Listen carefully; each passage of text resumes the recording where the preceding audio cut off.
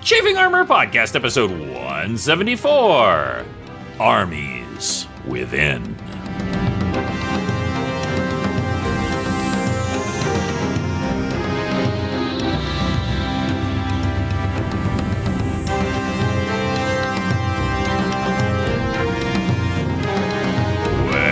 Welcome back to the Chafing Armor Podcast. I'm your host, Michael Corley, and with me today, we have Dare. Dare, tell us who you will be playing. Greetings, y'all. My name is Dare, and I am playing Tix Birchmanson, the Paladin Cleric of Garl Glittergold. Wonderful. And also with us tonight is Riley. Riley, tell us who you will be playing. Hi, I'm Riley, and I'm playing Athora Greyfield, a Tiefling Fighter. Absolutely. Remember, you just got one more drained soul on your punch card before you can summon a Barbed Devil. So just keep that in mind. I'll send you the little card with the two punches out of it. And also with us, with hopefully with a soul, is James. James, tell us who you will be playing. Hello, everyone. My name is James, and I am playing Penton Chalice, Spell Scale Sorcerer. So shiny. Perfect. And also with us tonight is Izzy. Izzy, tell us who you will be playing.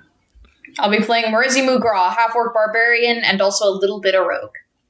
A little bit of rogue and a little bit country. Or ranger, which actually came in handy. I did 4 extra damage to a dead guy. You did. And someone who started moving frighteningly close to a dead guy, your character anyway, is Lee. Lee, tell us who you will be playing. Again. Yes, hi everybody, I am Lee, and I am playing Corvus Dragonchoked. Arms for the blind, anybody?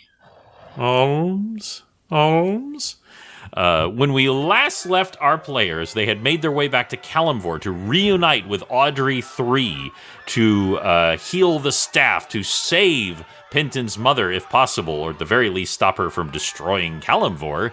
As an adult blue dragon, has become infected with an illithid. We also had the characters making their way in a very dramatic fashions back to shore, only to be attacked by what appeared to be Ulfar Onyxword, the magistrate for Kalimvor, along with lots of undead. You defeated him in a most dramatic fashion, unfortunately, because of 2 natural 1 rolls, which is extremely unlikely. We also had an unfortunate incident where a beam of light struck poor Corvus right in the chest, where not only he fell and took more damage, but he then had a very unsettling vision from the Raven Queen. Let's call it what it was, shall we? Tix flashbanged me. Fire in the hole! Run, boys, run. Don't be fool. Fire in the mountain. You've been shown the light. That's right. Whether I wanted to or not, yeah. So now we have all of the characters gathering themselves after this battle. After the to y'all's eyes, the remaining undead, their heads popped like melons and fell to the ground. What would y'all like to do? Can I hear Audrey yet? Not yet. Corvus is called into a ball, sobbing. I'm sorry? Oh, yes. Yes, y'all see Corvus. And of course, you have no idea what Corvus has just experienced with the Raven Queen. You just see the injured Corvus. Yeah. And he curls into a ball and begins to cry. And, yeah. Marizi's coming over also. Tix runs up and casts Luster Restoration on his eyes and a 3rd level Cure Wounds on his body for... That is 26 points of healing. Mm-hmm. And his eyes are fixed, and his chest hair is restored. I absolutely love it. As you feel the feathers or the chest hairs in this case, grow back in your human form. Of course, the pain that is the most, and of course, do subtract that from the 31 points of damage that you had taken. But none of that is what you are crying about. What would y'all like to do now? Tix will cast Protection from Evil on Corvus while he's lying there. So his Okay. armor class will go up 2, and he can't be affected by mind attacks. Marezi wants to make a listen check to see if she can kind of figure out what the heck's going on, like, around. Because as you said last episode, there's, like, been some, like, fighting noises, and she wants to see, like, you know, where is that? Can she discern anything about what's going on and how close it is, all that sort of thing. Absolutely. 8. 8. It's a 5 plus 3, folks. Yeah, I had relevant information to give you, but unfortunately, that's how them rolls go. However, there is one. All Marezi can hear is Corvus sobbing. Yeah. She was very she's very concerned about her new friend, and it blinded her senses. That's right. If you would like to try and comfort him, I would love to hear how Marezi would go about comforting someone. Oh my god! Don't cry. Your hair's back. That's good, right? That's what she does. And a very doesn't know her own strength pat on the shoulder. I love it. Corvus' shoulder pops out of place. And he bawls even harder. The sound of armored feet coming towards y'all, actually in a eerily similar to what happened just now, as booted, armored, and the chink of metal comes towards y'all, and you can see torchlights rising up as Olfar Onyxword comes running towards you with 11 guards. Hey, you were just here. Anybody got the strangest feeling of deja vu? Tix steps up between everybody else and Ulthar and holds out Destiny Seeker and says, "Hold there. Identify yourself." Make a persuasion roll, because that's not where he's at right now, but you can certainly try. Or diplomacy. I'm sorry. You can also use diplomacy. Let's see. We'll go with diplomacy because that's higher. So that's a 17. 17. He does pause, and he goes, Tix Birchmanson, what in the devil are you doing? Well, Killing you! a moment ago, I just killed an undead that was portraying itself as you. So, are you really you? He gets a natural 20 on his spot check. He looks over, and he visibly sags, which y'all have seen him do before, by the way, when he tried to kill you, Distant Bells, and then realized, oops, shouldn't have done that. And he ignores all of you, and he makes a gesture, and all of his men stand back, and he walks over towards the body, what's left of the body. The horse has vanished into whatever ether, and he walks over towards it, and he kind of flips it over and looks at the burned remains of the corpse. Was it his evil twin brother? Wait, what? Okay, so it wasn't his evil twin brother, it was his evil brother. It couldn't have been his evil twin brother. It didn't have a beard and goatee. That's or right. Goatee and mustache. So as he briefly explains this, you found out that he used to be part of the cult of Bane, of the god Bane. And while he was a acolyte and servant of Bane, his brother was a Death Knight of Bane, and he gets like a wistful look, and he goes, "I guess we're gonna have to call him Thrice Dead Pete now."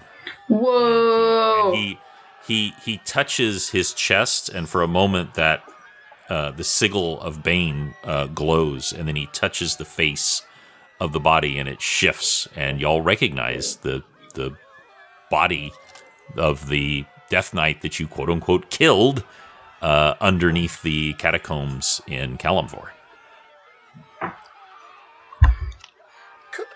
So I guess he stayed with Bane? I guess so. I stopped keeping track after I said I no longer wanted to be a servant of Bane, and he tried to kill me. So that was an awkward Thanksgiving. Something about the number 4 and death in this game. Every time, it's the 4th time that kills someone. That's the problem with a Death Knight. Their being dead is, just not quite the same as other people. It's a minor inconvenience. Yeah, exactly. When they say death is only the beginning, it's a whole thing. All right, so are the guards backing down? Mm-hmm. They seem to all be fine. They kind of ready their swords as I said before. Once y'all are approaching level 10 and afterwards, you, as you put it, Penton, once, you kind of got that swagger that they're like, oh, this guy is really dangerous. And so they kind of like half draw their swords, but no, none of them react to your light. He says, we are trying to finish the defenses of the city because there is a very large creature that is trying to get in, and our various magic users have been able to erect a temporary defense, but it is not going to hold until we get the defenses up. But we are short. We need residuum in order to enact the defenses that we have been building for several months now. And let me look at her name, because I always say it wrong. Alderman Bezrin Badgen is leading, and she is asking everyone in the city who is able to donate any magical items that they are willing to spare with. And we are trying to get enough to open the defenses and keep the city safe. Hey, Corvus. You seem like you know about magic stuff. You think that skin we got, or Penton, you might know, 6 something, that skin might, I don't know, because we haven't grown us sentimentally attached to that yet. I please, everyone, just enjoy the fact that D&D involves, you want this skin? Hey, that comes up a lot in the campaigns I DM with my friends. Shit you not. I could not be less some weird surprised. games, Izzy. You're running some weird games. I'm just going to say that. It's come up a lot, skin. This is Marezi discussing with us, with her party members, like, trying to think of... we have lots of magical items. Yeah, we do. Is the skin magical? Trident by itself would be able to supply all the power for the city, considering how powerful it is. And we do have that fancy trident. Oh yeah, Marezi, if my notes are correct, Marezi has it. She pulls it out. Oh, my Trident of Fish command. I was gonna use this to become a great fisher and make a bajillion gold once we were done with this, but sure. Just like right up into my net. And he takes the skin like it is like a discarded used piece of toilet paper. Like, he takes it, but he's like, ugh. And he holds it over to his lieutenant, and his lieutenant gives him like a look, like, really. He goes, I'm sorry. I do greatly appreciate what y'all are offering. This could be the last little bit. We just, things have been a little tense because the orc army is still currently standing down, but the kingdom of Beltrain has begun to march again on us, and we are going to be under attack soon. They have not actually engaged yet, probably in part that we now have a few giants over here who seem to be friendly towards us, along with some of these false fellows. Yep. That's my brother, and then my stepdad. Yes, and your your dad is also with them. That's why I said my stepdad. So he's you can understand why we are a little at edge. I hesitate to ask, but have you seen anything that looked like a blue dragon? We saw something in the skies. We presumed it was a dragon, but there seemed to be something wrong with it. Well, why don't you take the trident and the skin, and we'll try to deal with the dragon. These gifts that you have given may be that last little bit. We are scavenging the entire city, and this trident alone, and also this.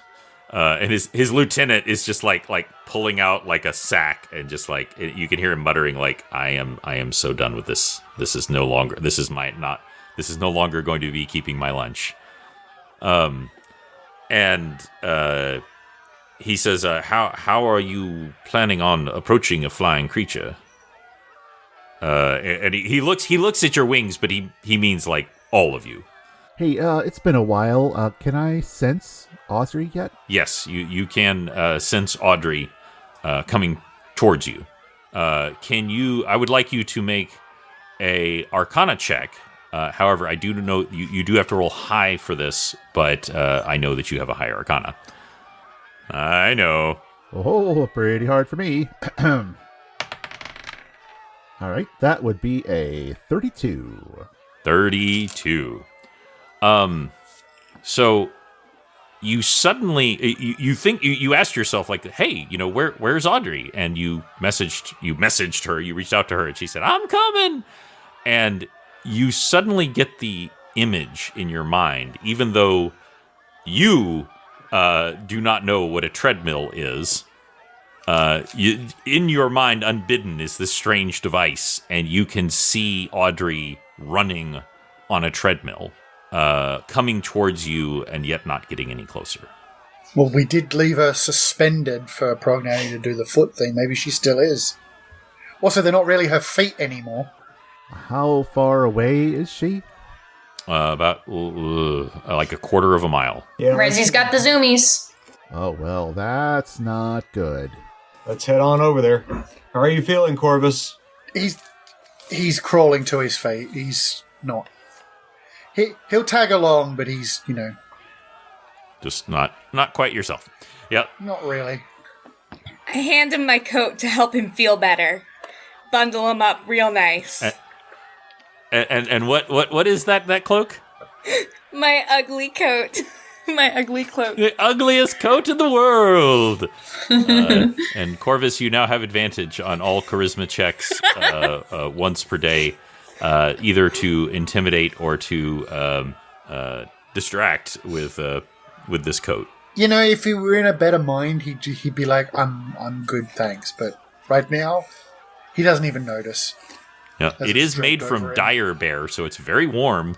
Don't get a scratch on it. Oh no! If there's a hole in it at all, you'll be very, very mad of the 500 extra holes that it's already got in it. How dare we? Oh, that episode was amazing. Yeah, he just kind of follows along almost automatically. He's lost in his own little blind world. Yep. Y'all want to try to make your way towards the Mystic Treadmill? Yes. Yep. Okay. So I would like everyone to make a spot check. That is a 16. And Yeah, no, that's not going to happen. 18.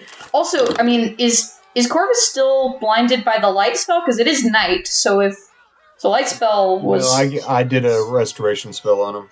Or lesser restoration, so his eyes should be fine. he is. Yeah, but Penton's still glowing, and DM, is that enough? I don't know. I literally do not know anymore. No, your eyes are fine drow eyes. They're not healed from the sensitivities and such. They're healed from the damage that they took earlier. Okay. Well, that's what I'm asking. So is Penton's light enough? Is Penton's Tix's light on my enough? light too much for his eyes? It's you would have to look away. Yeah. You cannot sustain that. So when nearby Tix sees him flinch, But he can look at other things. Tix turns off his armor. Okay.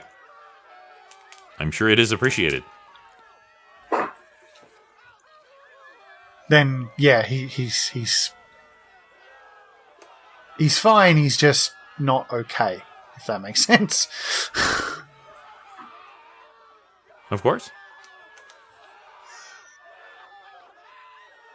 Aphil is here. Your other pets are still offloading from the boat. Well, actually, Katra is also here because Katra seems to be able to teleport whenever they feel like it. What did everybody else get? 18. Okay. Tix got a 15, and Felzik would be back in the backpack. That's true. Felzik would be in your backpack. 14.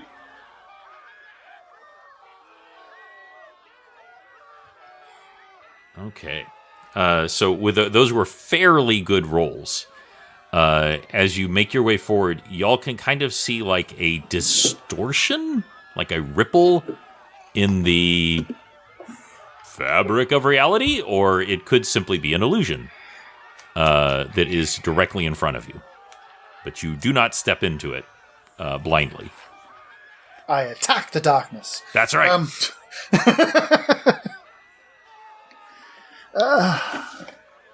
Tix will do a Arcana check. Sure, go for it. That's a 21. Tix. You are almost sure that this is an illusion. Illusion that has been cast. So what you are seeing is not really there. Something else is just beyond this wall of image. So, Penton, Tix, Hef's Destiny Seeker, do you want the honors or do you want me to take care of it? So Tix is going to cast Dispel Magic on the illusion. Okay. And with that, the illusion immediately collapses. It's not just like a puff, but like it sort of like parts of it sort of like eat away, and then it just is gone. There are things that are slowly trying to get into the Temple of Isis, and about 20 of them are covering Audrey. And Audrey is running towards you, Penton, but is not advancing. You can't tell if they are floating or if it's some magic that's holding them in place. But when you like connect with her, in her mind, she's just been running to you this whole time, and like almost no time has passed. And she does not realize that she's just running without moving. She was on the other side of the illusion. It was essentially like a wall set up. These creatures are trying to get into the Temple of Isis. You see that as they do, there's like a electrical spark, and they are forced back. But each time they move closer and closer.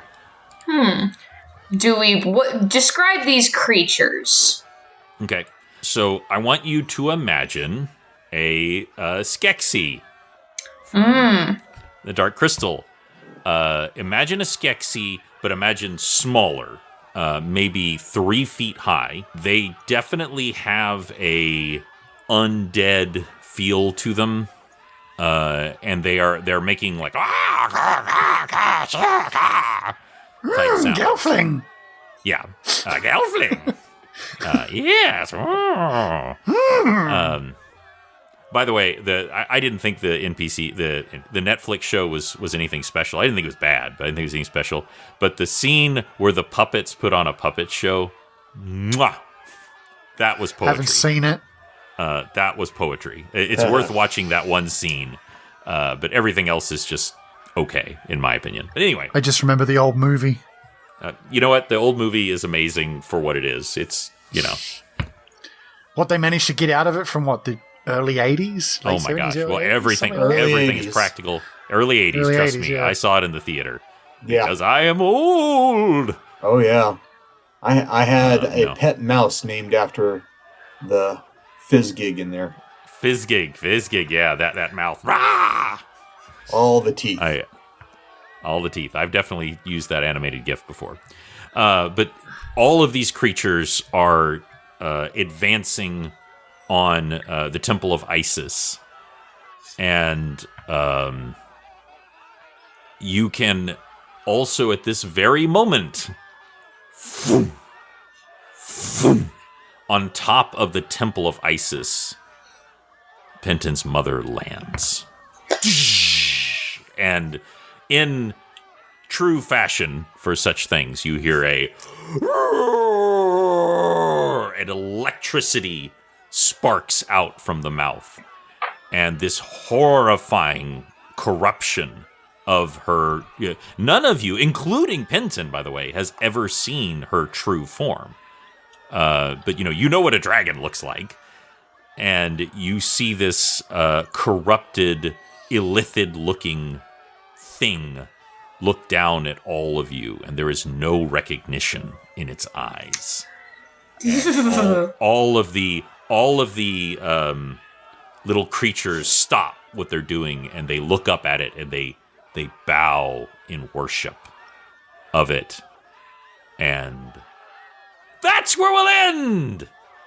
Chafing Armor, episode 174. Wow. Stuff is really about to happen, people. I felt like we were just getting started. Wow. Oh, we are. Sorry, I'm gonna have to kill your mom. Sorry about killing your mom. That's okay, I guess. If someone would like to find us on the interwebs, what would be a way that they could do that? Spotify, Chafing Armor. Go to your YouTube, Chafing Armor. Chafing Armor. On Instagram, on, I would say Twitter, but I'm not sure if it still exists by the time this podcast comes out. I'll be curious to see. Facebook, and on our webpage, chafingarmor.com. Thank you all for playing. Thank you for not killing us. Thanks for listening. My mom's an illithid, a Penton tale. From Golden Books. Until next time, we will roll with you soon.